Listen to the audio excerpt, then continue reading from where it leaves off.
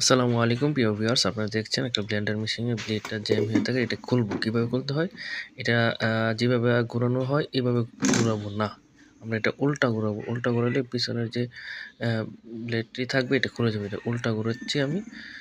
ঘোরানোর পরে এটা খোলার জন্য একটু ঘুরলেই দেখবেন আপনারা খুলে খুলে নিতে পারবেন।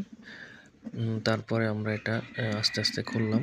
এটা খুব সহজে আপনারা কীভাবে ব্লেন্ডার মেশিনের ব্লেডটা জ্যাম থেকে রক্ষা পায় আমার ভিডিওটা দেখলে আপনি বুঝতে পারবেন। এটা খুব সহজে আমরা প্রথমে এটা উল্টা ঘুরিয়ে খুললাম।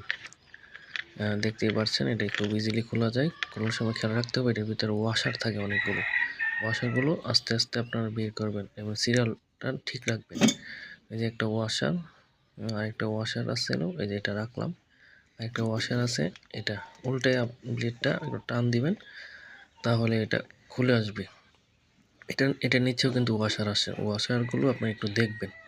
হ্যাঁ, ওয়াশারটা একটু দেখেন, পানি গিয়ে জংকারের মতন জং হয়ে গেছে। এই জন্য আমরা এটা প্রথমে একটু নারিকেল তেল দিয়ে একটু মেরামত করব।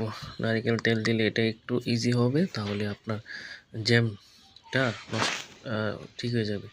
ওয়াশারগুলো খেয়াল রাখবেন কোনটার পরে কোনটা। আমরা একটু প্যারাশুট নারিকেল তেল দিয়ে দিলাম। নারিকেল তেলটি যদিও ভিডিও করতে আমার এক হাত ব্যবহার করছি, এই জন্য একটু আনইজি ফিল হচ্ছে। আবার নারকেল তেলটা একটু ভিতরে দিয়ে দিবেন। ভিতরে যদি ময়লা থাকে এটা একটু পরিষ্কার করে নেবেন। পরিষ্কার করে নিলেই আপনার এটা জ্যামটা ঠিক হয়ে যাবে। এভাবে করে আপনার বাড়িতেই ঘরেই আপনার ব্লেন্ডার মেশিনের ব্লেডগুলোর যেটা একটু জ্যাম একটু শক্ত হয়ে থাকে, এটা খুব সহজে আপনি যে দেখেন আমি একটু ভিতরে তেল দিয়ে নাটটাকে ইজি করতেছি। আপনারা দু একবার করবেন, ঘোরাবেন, তাহলে ইজি হয়ে যাবে। তাহলে আপনার ব্লেন্ডার মেশিনটা আর জ্যাম থাকবে না। তারপর একটু একটু নাড়াচাড়া দিয়ে ভিতরে একটু জংকারের মতন যে ময়লাটা এটা পরিষ্কার করে নেবেন। পরিষ্কার করে নিয়ে আবার ফিটিংটা ঠিক করে লাগাতে হবে। প্রথমে আপনার যে ওয়াশারটা ছিল এই ওয়াশারটা দিবেন। ওয়াশারটা দেওয়ার পরে পিছনে উল্টে যে আপনার ওয়াশারগুলো দিলাম আমি। তারপরে ওই যে আপনার এটা ঘুরাতে থাকবো। হ্যাঁ, এটা হচ্ছে উল্টা নিয়মে, যেভাবে আমরা ঘুরাই এইভাবে না, এটা উল্টা নিয়মে ঘুরাইলেই এটা টাইট হয়ে যাচ্ছে। তাহলে এভাবে টাইট করে দিয়ে দিবেন, তাহলে আপনার ব্লেন্ডার মেশিনটি অনেক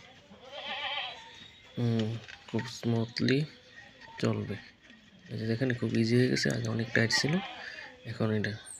ভিউয়ার্স, ভিডিওটা ভালো লাগলে লাইক কমেন্ট শেয়ার